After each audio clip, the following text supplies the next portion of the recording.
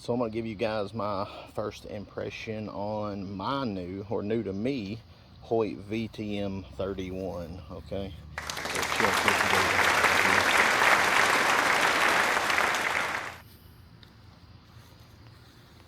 So it is in the battle worn gray, and I really like that color. Not too flashy. It just looks really clean with the silver wheels and the carbon attributes. And then I've got the 6 spot arrow quiver there, and then I've got the carbon QAD HDX drop away, and then I have the HHA Tetra on there, specifically made for the Hoyt bows. And what they do is mount right there to the rail, so it's a little bit easier. And of course, like I said, I did go with the 31 because I mostly hunt from a saddle, so that little bit less of the axle length I think may be beneficial if I get in a tight spot. It's set on about 70 pounds. Got the peep, I got the kisser button on there, and I did get the ghost sticks. Those things are super handy, so they'll screw right in. And then I'm just running the little stubby stabilizer in the front. But anyway, we're going to shoot this thing, see what the grouping looks like. It's shooting about 72, 73 pounds when we pulled it. Cool thing about this bow was, and I shot the Matthews Phase 4 and it was slick too. This one here, the only reason I went with the Hoyt instead of the Matthews is just because I don't know if it's the ergonomics and the bend right here in the handle, but it just set in my thumb really nicely whenever I sat back, and I could stay more comfortable. But it's pulling about 72, 73 pounds, and then whenever we had it held back, it was only holding around 4.2 to 4.5 pounds when it's all in the back when the let off. So I mean, it was holding about half of what the Matthews was. It was closer to 7-8 pounds on the hold back at the same weight.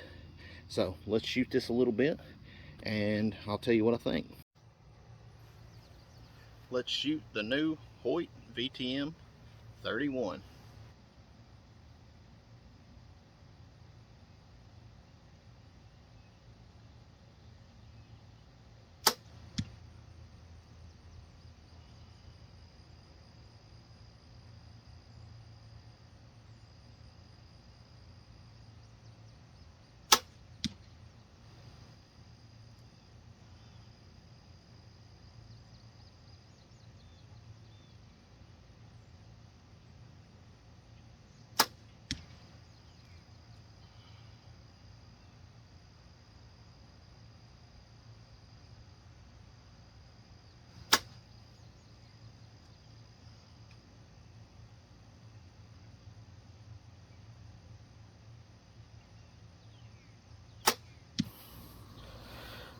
Well, I accidentally had the other video on pause and kicked it off, so had to cut these back together. But as you see, I was trying to hit all 3 red spots.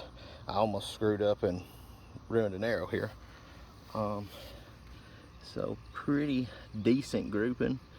Probably could have got a little bit closer to that right one there, and it looks like I had one that was kind of flying, but that's only the 3rd time I've shot this bow, so pretty solid. 3rd time shooting this bow, not including the day we tuned it. You know, we paper tuned it. We weighed the arrows. They're about 402 grains, I believe it was, and we thought, you know, if I decided to go chase some elk or something out west, that we'd throw a insert in it and get it well above 500, so it'll be a hard hitting arrow. I am shooting the Easton Classics, the 6.5s. That's plenty of arrow for what I want to do around here, because more times than not we don't get anything over 30 yards. Just thick stuff here in Tennessee hills. But here it is sitting behind me. You see the target down there.